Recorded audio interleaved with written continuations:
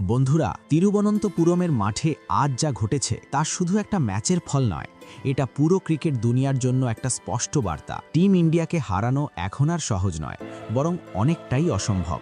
নিউজিল্যান্ডের বিরুদ্ধে পঞ্চম ও নির্ণায়ক টি-20 ম্যাচে ভারত শুধু জয়ই ছিনিয়ে নেয়নি, বরং মানসিক, কৌশলগত এবং পারফরম্যান্স সব দিক থেকেই প্রতিপক্ষকে ছাপিয়ে গেছে।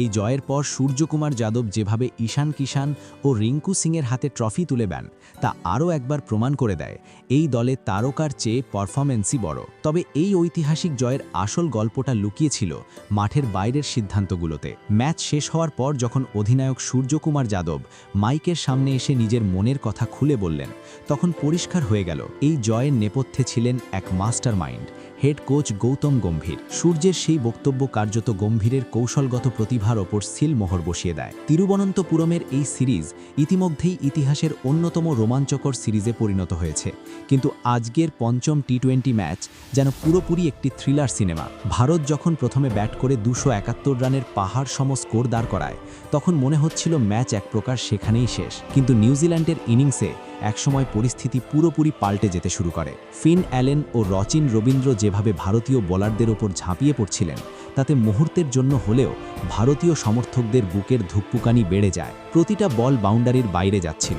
স্কোরবোর্ডে থাকা 271 রানও হঠাৎ করেই ছোট মনে হতে শুরু করেছিল।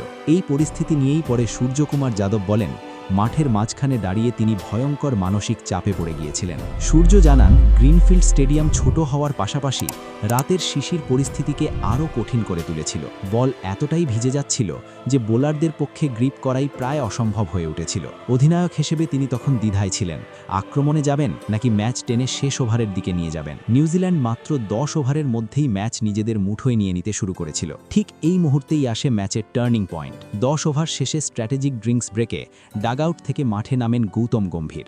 মুখে সেই চেনা দৃঢ়তা আর আত্মবিশ্বাস। সুরের কাছে এসে তিনি শান্ত কিন্তু দৃঢ় স্বরে বলেন, ঘাবড়ানোর কিছু নেই। নিউজিল্যান্ডের ব্যাটাররা এখন অতিরিক্ত আত্মবিশ্বাসে ভুগছে, আর এই বাড়তি রিস্কই তাদের সর্বনাশ ডেকে আনবে।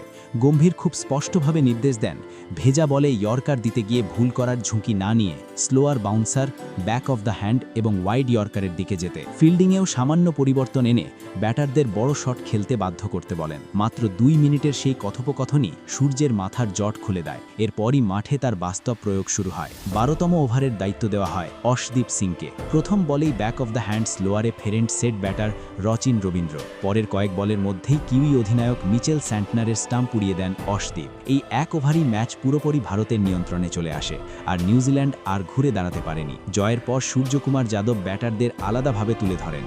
তিনি বলেন, এই ম্যাচের ভিত গড়ে দিয়েছেন ঈশান কিষান ও হার্দিক পান্ডিয়া। ঈশানের 43 বলে 103 রানের ইনিংস ছিল সাহস, ক্লাস আর আত্মবিশ্বাসের নিখুঁত উদাহরণ।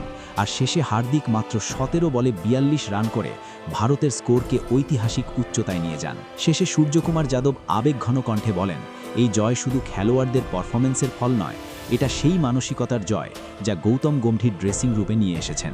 আজ ভারত শুধু প্ল্যান এ এর ওপর নির্ভর করেনি, বরং প্ল্যান বি আর সি প্রস্তুত রেখেই মাঠে নেমেছিল। বন্ধুরা, আপনারা কি মনে করেন এই সূর্য গম্ভীর জুটি কি ভারতকে পরের বিশ্বকাপ এনে দিতে পারবে? ঈশান কিষানকে কি এখন স্থায়ী ওপেনার করা উচিত? আপনার মতামত কমেন্টে জানাতে ভুলবেন না। ভিডিও ভালো লাগলে লাইক করুন, আর এমনই এক্সক্লুসিভ ক্রিকেট ইনসাইড স্টোরির জন্য চ্যানেলটি সাবস্ক্রাইব করতে ভুলবেন না। ধন্যবাদ।